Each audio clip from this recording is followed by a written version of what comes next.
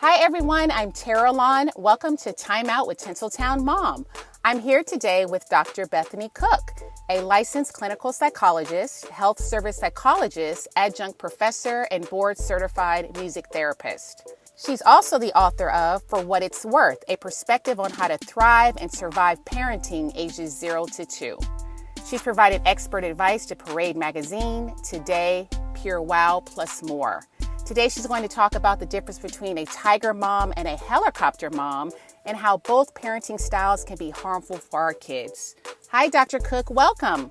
Thank you so much for having me. I feel so grand after such a lovely intro. Thank you.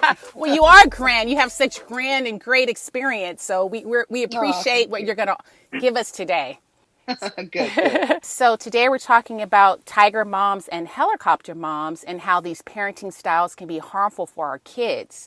But let's start, Dr. Cook, by you telling us the difference between these two types of parenting styles. Perfect. Great way to start. Okay, so helicopter parenting it is exactly kind of what it sounds. The parent hovers over your child's every moves. You try to ensure that there's no mistakes made. It's highly intensive and it's very highly involved with the children. Um, you want to make sure it's almost like you are patting them with bubble wrap. You don't want them to get hurt too much, but you are heavily involved and almost to the detriment that there are no natural consequences for mistakes being made. Parents are always kind of stepping in and making sure, don't fall or don't run. If you do, you could fall. And if you fall, I'm there to catch you. And so there's no uh, opportunity for the child to make self-directed type of choices and then learn from those choices specifically. Okay. And then what about a tiger mom? A tiger mom, this is a term used primarily for um, Asian parents or Chinese parents of Chinese descent. Amy Chow, I think in 2011, coined this term and wrote a kind of a controversial book about it. And a tiger parent, they usually set extremely high goals for their children. They're primarily focused on academics, but they also can be for sports and music. Academics probably, then music, and then maybe sports in that order. And, they drive their child relentlessly until these goals are achieved. And then once that goal is achieved, there's no breathing. It's on to the next thing. It's all about performance, academic primarily, very strict self-discipline, high expectations, but there is love involved in this parenting style. There's love in both parenting styles, but the tiger parenting style, because it's so strict, it can reflect what is termed authoritarian parenting, which is, they set the rules. You do what I say, when I say, don't talk back to me. And tiger parents do have that mentality as well, but there's also an element of love, of support, of sitting next to your child and helping them with their homework instead of just kind of saying, figure it out on your own and getting cross with them. So that would be the two types of parenting styles that we're talking about today, kind of in a nutshell, a very Okay. small nutshell. Yeah. Okay. So is it possible that one parent could have both of these parenting styles? Is that realistic to think that someone could? A tiger parent could also be a helicopter parent because you are hovering all the time and you could be perceived as that, sitting with them, forcing them to do things. I do think there's a differentiation where a tiger parent might say, let's say it's piano practicing, and a tiger parent would say, I need you to practice and you're going to learn how to do it on your own and you're going to self-motivate. And then they usually often will go off and do something else. And if their child leaves the piano, there's going to be some really strict, harsh punishments, and they're going to go right back to that piano until they do what was said to be done. A hovering type of helicopter parent would probably stand near to the piano, over their child's shoulder, possibly say, no, that note was wrong, try it again, so that there's less intrinsic motivation that a helicopter parent facilitates for their child, whereas tiger parents, that type of parenting strategy often does motivate children intrinsically, as opposed to, instead of I'm going to get a goal if I do this, it's I have to do it, this is my time to do it, I have to focus, and essentially I can't get up from the piano until I do. So there is definitely overlap in the two styles, but I do think that there is some specific differentiation Whereas a helicopter parent is just going to stay there all the time. They're going to make sure that their child's successful. They might help them with their notes. Whereas a tiger parent, if the tiger parent knows that the kid can do this, they're going to let them alone and force them to do it kind of more on their own. Okay. All right. Yeah, that makes sense. I want to start with talking about the tiger parent first, and just give some Okay. specific examples, Great. just so people are aware if they fall into either category, they can just get help, because hopefully we can provide some help or resources if someone feels like they're falling into one of those categories, but they want to change from some of those Sure. ways. So with the tiger parenting, does that start when their child is an infant, or is it when they get older, they start incorporating this parenting style? I think it starts from a very young age. What I know from the tiger parenting lineage is very much acculturation. Everybody does it within the culture of the society. And so there is you're raised with it, your grandma does it. So when your child comes, I think that it is from day one, it is instilled. And um, I even think a helicopter parenting is kind of from day one. It's who you are as a person when your child arrives. So some of the signs that you may be a tiger parent would be not letting your children hang out with friends or having sleepovers. It's very much you're staying in at home, my control. Another one would be that your expectations are that your child gets top marks in school no matter what. And if you don't, there's going to be some pretty harsh punishments for that. So the expectations are very, very high academically. I know in a book that I read about a person who is a tiger parent, I think their kid was 4 years old and they made a card for a family member and the mom was like, that's not good enough. Go back and do it Oh, again. I heard And do about it that better. too. I think the same author that you were telling me. Yes, yes, Yeah, I I saw think her it in an is. interview. Yeah. I was like, whoa. Yeah. I think she even called her kids garbage on the street in public. Oh That's my another thing. goodness. Public shaming. Yeah, Hmm. there's a lot of shaming involved. Publicly shaming. They're never going to praise their child in public. Whereas a helicopter parent would more than likely talk. I know we're not comparing, but it's just they would say, "Oh, my daughter's doing so well." Whereas even if their kid, a tiger parent, if their child was doing really, really well, they would never say that in public ever. Oh, she needs to try harder. She needs to do better. And shaming is a big aspect of it, belittling, and all within the backhanded wanting to get their child motivated. It doesn't work that way. Psychologically we know that it doesn't, but that's just a part of tiger parenting, and it does work to a certain extent, but we're going to probably talk about what happens later for the child if they're raised in this type of setting. Another thing is you don't trust your kid. If you're a tiger parent, you don't really trust them to make their own decisions. You might keep reminding them or telling them what they should do. Your child might be afraid to talk to you about something, to tell you something, because they're really fearful of what you're going to do if it's not up to your standards. Often tiger parents have pretty rigid routines. There's always a lot more work than there's play. Work is always before play. And often children they don't invite their peers over to their house because they feel some unpredictability with a tiger parent. How are they going to respond or react if my friend does something that they don't like? They don't want to have that egg on their face when they go to school the next day when their peer tells everybody what, oh, so and so's parents are crazy. Don't ever go to their house. Um, so those would be kind of some characteristics of tiger parents. They demand straight A's. Homework's always done. Often they can't date until college. Children are allowed to date.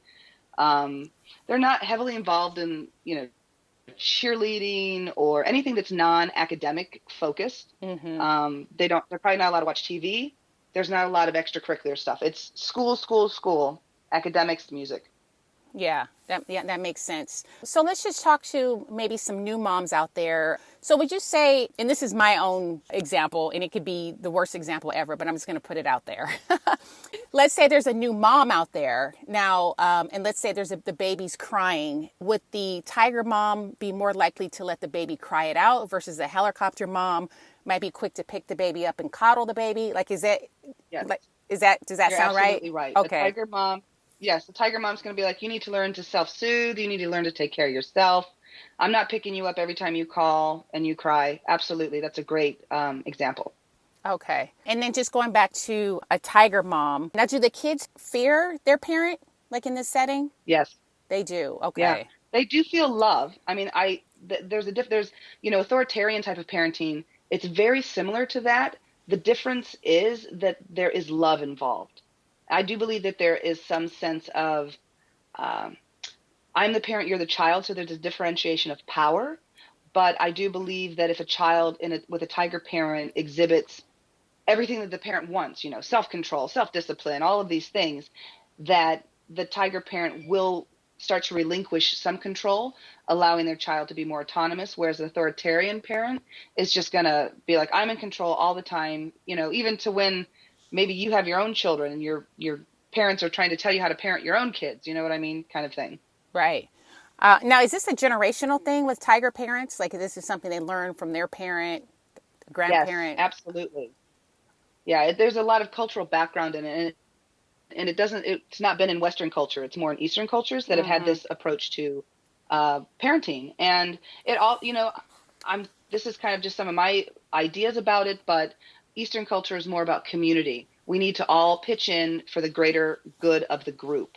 And if you have a cog in the wheel, your child's not helping, or they're not a part of this larger system, then the society shames, it's looked down upon, you're a failure as a parent, it's not good. Whereas in Western society, we value more individualism rather than community group. And as a whole, these are generalizations, obviously, but we want our kids to be independent. If they don't agree with a teacher, we encourage them to raise their hand and say, why, hopefully politely, but why is that so? Whereas I think in Eastern culture, you would never raise your hand and challenge a teacher at school. It would Mm. be highly frowned upon. Whereas in Western culture, we're like cool with that. And so a lot of this is, culturally driven, and it has been that way for generations and generations and generations. So when you are a first or second generation immigrant, especially to the United States, and your parents are tiger parents, there's a big cultural imbalance of how do you fit in to the culture here, yet still respect your parents' culture and how they're raising you, and it can cause a lot of angst, and especially kids, teenagers, and even college students when they're still trying to figure out where they fit in to society, and which kind of cultural background do they embrace, and if they embrace both, how do they blend that together in a successful way. Mm-hmm. That's good that you mentioned that, because I think some parents may think they fall into the tiger parenting category, but you mentioned authoritarian. Is that what Uh-huh. you Yeah. said? Yeah, that's more in Western society, right? That's a different type of parenting style. Can you just quickly explain those differences again, just so people are aware of, what category they might fall in? Absolutely. So authoritarian parenting is it. You follow a strict set of rules, regulations. Your expectations are high, but the love and the feedback you give is very, very low. You're very non-responsive to your children, um, in an authoritarian type of parenting setting. And so, tiger parents, they also have those high expectations, but they also use some level of positive parenting. So, they're going to go out of their way to protect their children from any obstacles, and they're going to do it with warmth and support. Whereas authoritarian type of parent, they're just like, dude, this is life. If, these are tough knocks, you're going to learn the hard way. I'm going to toughen you up for the world. I don't care. I'm never going to tell you I love you. I'm not going to say I'm proud of you. None of that. And so Mm, those are the two differences between those two. And authoritarian parenting does not yield happy, healthy children. okay. Now, does tiger parenting yield happy, healthy children? So it can. So some of the pros of tiger parenting, um, is that the child has a incredible self discipline. If they want to learn to do something, they can force themselves to do it. Off the to the other side of that sword is anxiety, overexhaustion, because you're so focused and trying so hard to do something that maybe is out of your wheelhouse, or it maybe just isn't necessary, but it's a self-discipline that I must do it. So there's a pro for children. There's a lot of self-discipline. However, they are living in constant fear of punishments. One of the other pros of tiger parenting is that it helps children kind of really see what their true potential is. Sometimes we feel children, they see limits, or they don't see where they could go, or they see their friends not being pushed. And as with anyone, if we have somebody cheerleading behind us who's supportive, who offers us love, even if, it's in a somewhat strict and harsh manner, we're going to succeed, and we're going to reach our truest potential. So that's another pro of tiger parenting. And then the last pro that I see often is that children tend to be really responsible, and contribute positively to society. It's they're usually not delinquents. They're often children raised by tiger parents. You don't necessarily see them in jail or forensic settings. Authoritarian children you will often see in jail or in trouble at school a lot. There's just a lack of respect. They've not gotten respect from their parents at home because there's a lack of love that the tiger parent has. Um, it's children just, if you grow up and nobody loves you and you're told you never do anything right, you're going to be a pretty unhappy person, and you're going to have a difficult time finding respect for anybody, especially authority figures, because they've always treated you poorly. So it's not a huge leap to see how authoritarian parents can result in children who end up in the system of delinquency and corrections. And tiger parents, whilst the approach is similar, that it's so important to a child to feel loved and accepted, and they're guided. They're going to guide them. So those are the pros of tiger parenting. They do come with some cons. I don't know if you want to talk about those Oh, now, or yeah, we can no, skip. this is perfect. Yeah. Let's talk about some of the Okay. cons. So because parents set really high expectations, the children often feel an incredible amount of anxiety and stress. They feel overburdened and a lot of pressure. And this results in mental health issues, anxiety, depression. There's high rates of suicide among children of tiger parents. Another con is that a child becomes so fearful of making mistakes that they avoid kind of going out there and trying, because they fear that the punishment is going to be so harsh if they can't do it properly the first time. Um, the fear of perfectionism hinders that growth, and that's kind of similar to what I'm talking. If you're not able to go out there and try, because if you can't be perfect the first time, which nobody is, we need mistakes are just chances to get it done right. It's never a Right. failure. Right. But if that's the perception, then you're not going to try, and then it kind of hinders some growth. Um, let's see. If you live under the constant guidance of your parents, you actually don't develop really good coping skills for emotional regulation, for managing relationships. You don't learn the back and forth balance of asserting for yourself, saying what you need, because somebody's always there kind of saying and doing it for you ahead of time. So there's some poor coping skills for managing emotional distress. Um, Let me think. Those are, and creativity. Another big one is there's a lack of creativity, because if it's just rigorous, if you think about academics and music's pretty structured. So if you have to learn the basis of theory, notes, all of that in the musical instrument before you can start to create your own or potentially compose your own music. So if you're a tiger parent, your child's not going to be very creative, or they tend to be less creative because they're forced to follow specific rules. And if they don't follow the rules, they get punished. So you automatically stop thinking outside of the box. All you want to do is to fit that box and fit it so well that you avoid being shamed, whatever punishment parents incorporate to get your child to cooperate. So it's funny, I just said that, and I thought, so I was taught the Suzuki method of violin starting when I was 7 years old. And the Suzuki method is a specific method you play by ear. It, started in Eastern cultures. And I remember when I was playing, I was 7, and it's hard to kind of explain on the phone, but when you hold the neck of the violin, sometimes your wrists can collapse and it will touch the body of the violin. So one method of getting children, I actually had this done to me, to stop doing that is the teacher will push a tack through a piece of masking tape and then tape that onto the violin body in a space, so that if while you're trying to learn your fingering, if your wrist collapse, the edge of your wrist will hit the tack. And it hurts. It's Mm-hmm. obviously not going to cut your wrist, but it's a way, it's kind of, some might say it's harsh to teach a child to keep their wrists straight. It's effective. It works. I didn't bleed. Do you know what I mean? But Yeah. it is a very specific, focused, I don't want you to do this. Stop doing it. This is the result of that. You're going to get poked. Um, That's a good so that's just example. another example. Yeah, that's a great example. Now, what about when these kids become adults? Like, what are some, I guess, negative side effects of this parenting style for the kid? Like when they're in the workforce or in relationships? All of this stuff transfers to, you're not going to be the go-getter potentially at work, in the sense of thinking outside. Well, how can I make this job better, flow more efficiently? You're going to be the person, you're going to be the worker bee. You're going to get it done.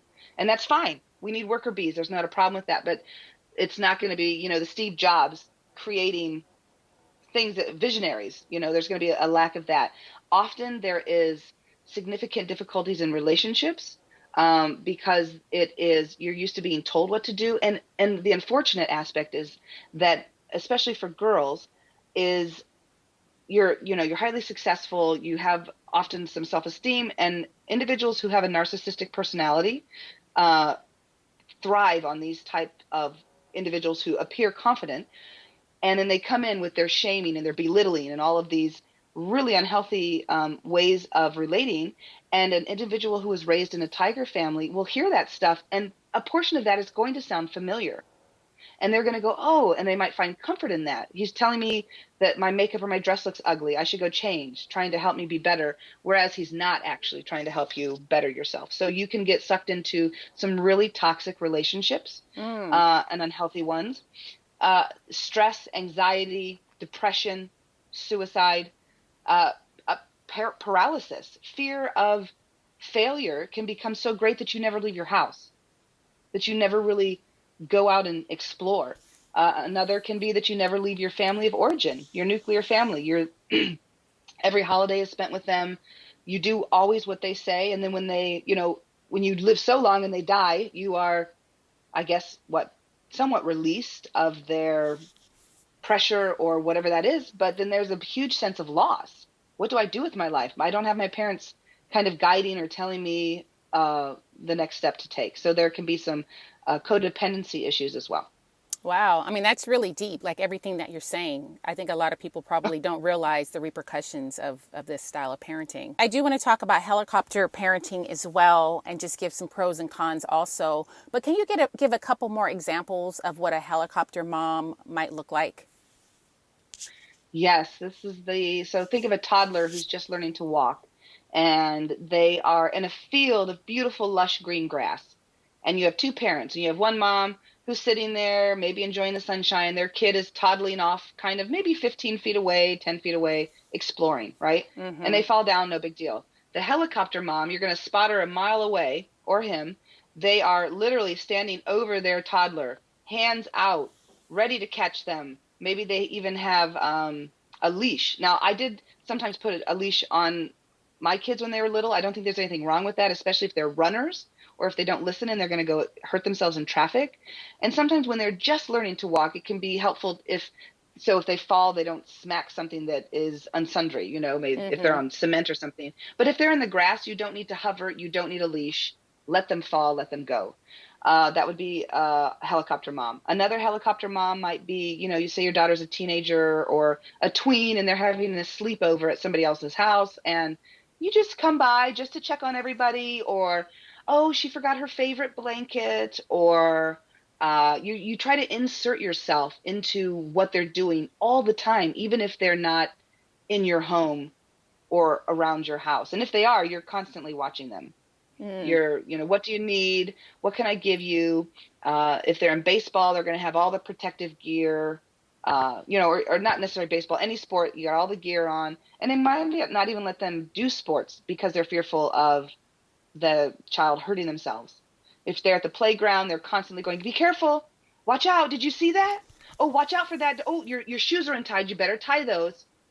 It's that type of just constant over the child. What are they doing all the time? If they get a bad grade, do they go to the teacher, or do they let the kid send the email? Like what would they do in that situation?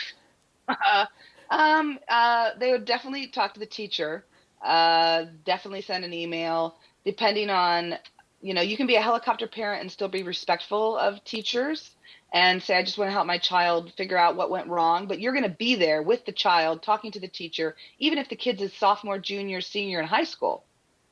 Whereas this might be something that this child could do on their own, and they should be doing on their own. If they've failed a test and the teacher's willing to talk to them and work through it, you don't need to be a part of that.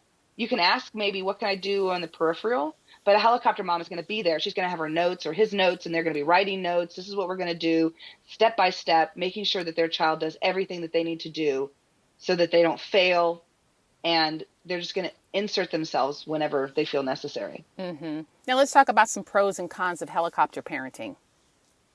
Okay. Interestingly, well, not interestingly, but helicopter parenting has been found that children have pretty high educational gains and a satisfaction in school. And I think a lot of this is that a helicopter parent will sit next to them. They want to help their child succeed.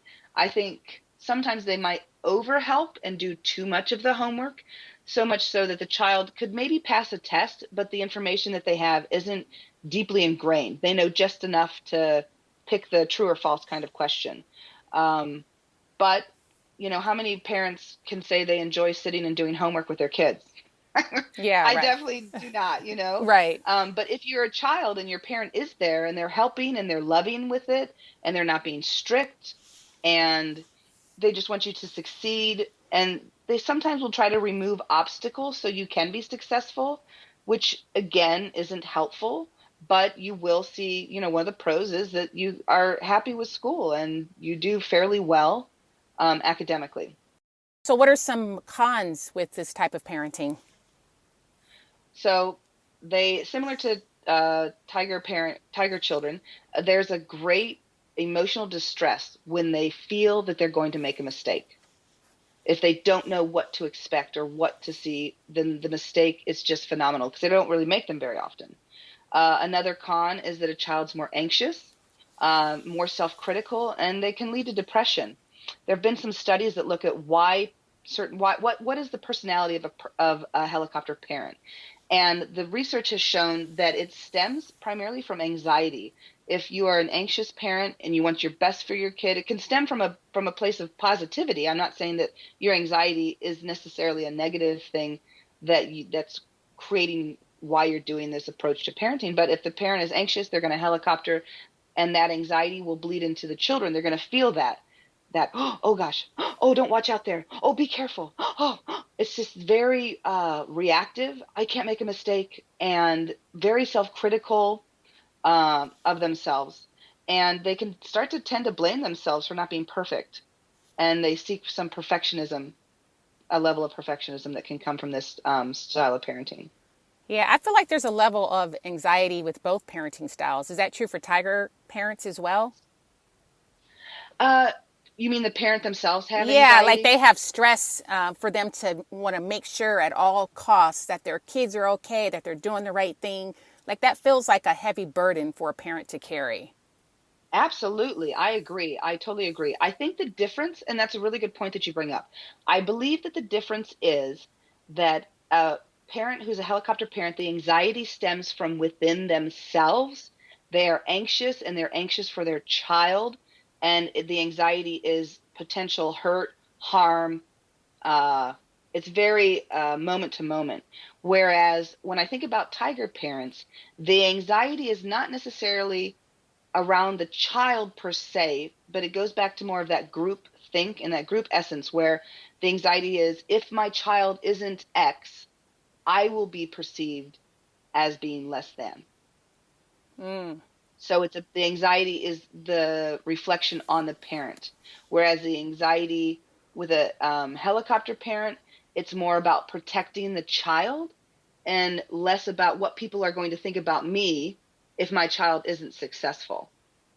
That makes perfect I don't, sense. So let's just say there's a parent listening right now. They fall into either category and they do want to get help with their parenting style. Like, are there any immediate steps that they can take right now just to kind of, lessen the anxiety, just help them along in this parenting journey? Yeah, I do think there are some things. It is really hard when you are struggling with your own anxiety. So first thing is check it before you wreck it, essentially. What is it inside you that makes you want to be either a helicopter or a tiger parent? Does this stem from your family? Where does this stem from? And so I think self-awareness and self-education is the best place that people can start. Some things you can start doing today. Let your child do age appropriate activities and let them do it on their own. If you have a toddler, give them some jello, set them set them up for success. If you don't want to mess in the house, put them outside, somewhere they can be as messy as they want and let them be messy. Do not hover over them and say, try this, try that. Ooh, can you do this? Can you do that? Because that's not self-guided. You really want your child to do something on their own. And goes for tiger parents as well. Let the child pick an activity. Another one is to let them learn from their mistake. If you see that your child's probably going to slip, or if your child didn't do the homework the way that you thought they would, their punctuation's off, they didn't capitalize the right letters, let them turn it in incorrectly. Let them feel potentially embarrassed when their teacher calls them out in front of the whole class. That's a natural consequence that is not going to make or break their life. Obviously, if you see your child on a tricycle heading for a cliff, we don't need that natural consequence. You need to step in and Yeah. stop that. But some of these others, they need to have these smaller. Even when children learn to walk, if they're running on cement, that step in. If they're running in grass, let them fall in the grass. You know That's what I mean? good. Cement, it's Yeah. hard because if they raise you can really get some pretty bad scrapes and stuff. But it's about setting them up for success and giving them a little bit more space. Another thing is encourage your child to problem solve, and don't get overly involved. Mom, I don't know how to, get this lid going. What can I do? Or how do I get this opened? This package. Well, I don't know. What do you think we should do? I don't know. Well, let's look at it. What do you see? Is it taped or is it glued? Oh, I think it's taped. Well, what could you use? I could either get them started and then step away. Mm-hmm. When they come to ask you, don't open it for them automatically. If they have two hands and they're capable, let them do it. If, maybe have them start loading the dishwasher. A lot of times we don't want dishes broken. Sometimes there are certain ways of doing it. Let them load it themselves. Let them break a dish or two if needed. It's about stepping back and letting them do something Mm-hmm. on their own. And another one is to show your child unconditional love that is not connected to performance. Oh, that's good. It's so important that your children know, like when they make a mistake, your child does not need to hear, "Oh, I told you if you had only done it this way, we Mm-hmm. would you." They don't need to hear that. Do you want to hear that when you're upset? No, we don't. What they can hear is, "I love you. Everybody makes mistakes." Mm-hmm. Sit in the sadness, give them a hug, let them know you're there. If they need to cry or whatever it is, and let me know when you're ready to talk about it. But nobody needs to be shamed, especially when we've made mistakes. So let your child know that you love them no matter what they do. That's Um, excellent. yeah, let's see what else. Problem solve. I think I talked about that. Oh, teach them to speak up for themselves in respectful ways. Often tiger parents they do not want their children talking back. Even if it's like, I have a question. No, I said this. This is how it is. You want your children to be able to, and helicopter parents, I don't know why, but children tend to be whiny. Oh, mom, and so nobody wants to hear that either, right? So it's Mm-hmm. about, how do you teach your child to respectfully state, I feel X, or can I Y, in a way that's respectful and that can be heard by both peers, but also adults. It's really important for children to be able to express themselves to adults in a way that they can hear. And also, parents, you need to be able to hear your children too and respect what they say. And that's, I think, more difficult for tiger parents than it would be for helicopter parents to take in their child's point of view and perspective. Mm-hmm. That's really good. And just lastly, now, do you offer therapy, or do therapists offer therapy for parents that maybe have either one of these styles of parenting and they need help for it? Like, is that a thing? Absolutely, absolutely, it's a thing. I have an online private practice, and I work with family systems all the time, and I actually have a family system that I'm working with, and the children are grown. One of the siblings reached out, and they just noticed that there was some disjoint with her brother and her mother, and we worked on things. And it wasn't necessarily about these two styles of, well, actually, a little bit of a helicopter parent and how it impacted in adult life. And I won't talk too much because, confidentiality and things like that. But at any age, you can get help on being a better parent. And, regardless of whatever your approach is, often things that we as parents realize when we have children are that how we respond to our kids and we get upset, it's unresolved issues within our own selves from our own childhood.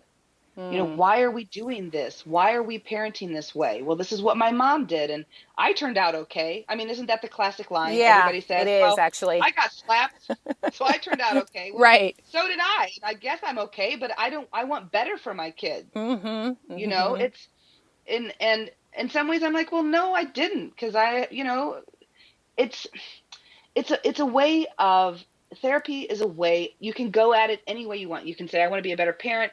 You are going to have to go a little bit deep with a therapist in certain areas just to figure out why we do what we do. Why are we choosing this style? And if you come from a family of tiger parents and you want to change that, it's going to be really hard to set boundaries with your family because it's going to be different from what they know and they might not accept it. So, how do you navigate that as well? And these are really tricky family dynamics. It's super tricky to navigate and still maintain healthy relationships sometimes. And unfortunately, sometimes clients, I say to them, your parent is toxic.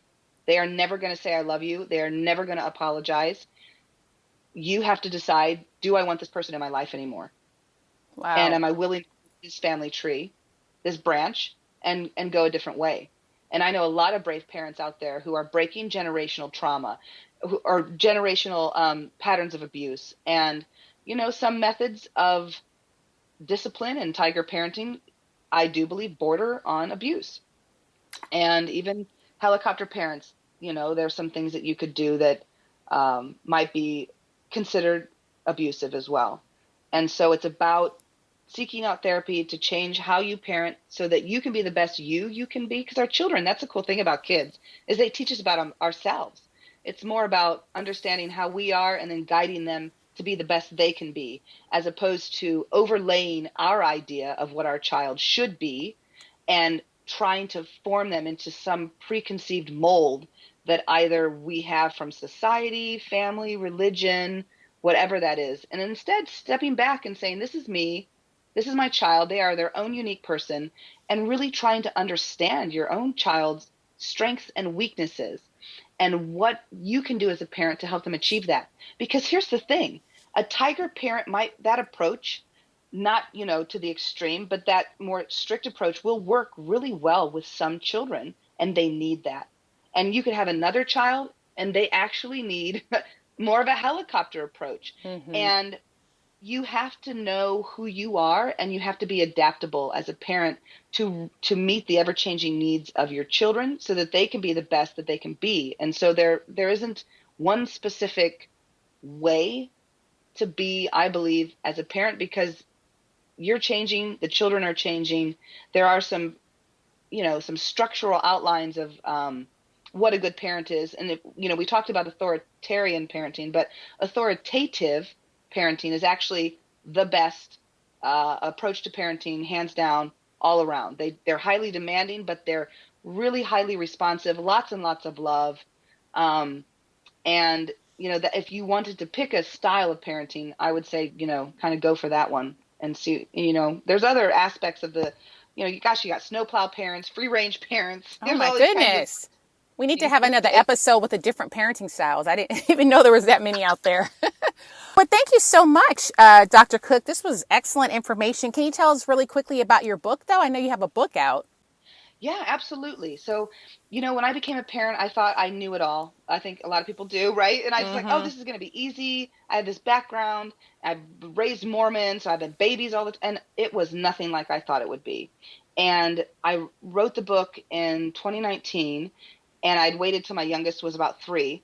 And I just wrote about all of the stuff that nobody talks about in the other parenting books. And I do believe that people are starting to talk about, mental load, division of responsibility, those types of things. But the very first chapter of my book is, why do you want to be a mom or a parent? Why? There are so many people that I know who are unhappy. They have kids and their kids are unhappy. They never wanted to be a parent, but that's just what you do. It's a checklist. You have kids. So I challenge people who read my book from the very beginning. Why do you want to be a parent? And then I have, the book is broken in three sections. In the first third, it does focus a lot on 0 to 2 with regards to developmental. I talk about my opinion about sleep training.